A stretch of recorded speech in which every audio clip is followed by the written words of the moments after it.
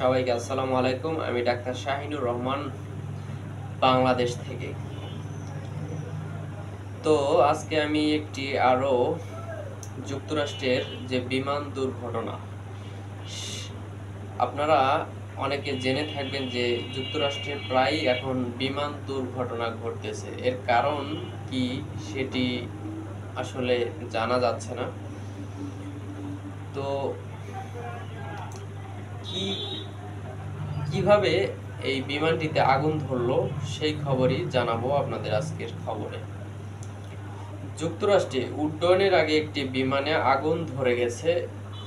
বিমানটিতে প্রায় ৩০০ আরোহী ছিলেন। আগুনের ঘটনার পর তারা দ্রুত বিমানটি থেকে বের হয়ে আসেন এবং এতে তারা অল্পের জন্য রক্ষা পান।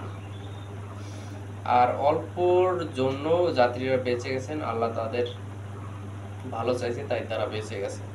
সামাজিক যোগাযোগ মাধ্যমে ছড়িয়ে পড়া ভিডিওতে দেখা গেছে বিমানের ডান পাশের ইঞ্জিন থেকে ধোঁয়া ও আগুন বের হচ্ছে এবং যাত্রীরা ইনফ্লেটেবল জরুরি সাইড দিয়ে নামছেন।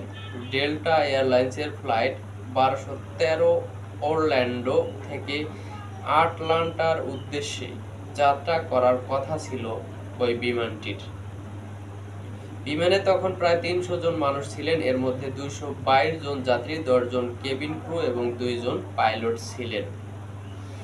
এই ঘটনায় কোনো হতাহতের খবর পাওয়া যায়নি। বিমানবন্দর কর্তৃপক্ষ জানিয়েছে যাত্রীদের সরিয়ে নেওয়া হয়েছে। বিমানবন্দরের অগ্নি নির্বাপন ও উদ্ধার দল দ্রুত ঘটনাস্থলে পৌঁছে কাজ শুরু করেন। একটি ভিডিওতে দেখা যায় বিমানের পাশে অ্যাম্বুলেন্স ও দমকল বাহিনীর গাড়ি দাঁড়িয়ে আছে এবং যাত্রীরা টারম্যাকে অপেক্ষা করছেন। ডেল্টা এয়ারলাইন্স এক বিবৃতিতে জানানো হয়, ইঞ্জিনে আগুন দেখা যাওয়ার সঙ্গে সঙ্গে কেবিন থেকে যাত্রীদের কিন্তু বের করে দেওয়া হয়। এয়ারলাইন্সটি আরও বলেছে, আমরা যাত্রীদের সহযোগিতার জন্য কৃতজ্ঞ এবং তাদের এমন অভিজ্ঞতার জন্য দুঃখিত। নিরাপত্তার চেয়ে গুরুত্বপূর্ণ কিছুই নয়, আমরা যত দ্রুত সম্ভব যাত্রীদের গন্তব্যে পৌঁছার ব্যবস্থা করছি।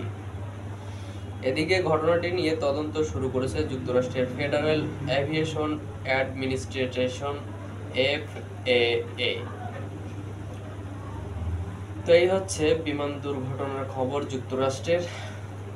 তো ভালো থাকবেন সবাই। পরবর্তী খবর দেখার জন্য আমন্ত্রণ রইল সবাইকে। আবারও আসসালামু আলাইকুম।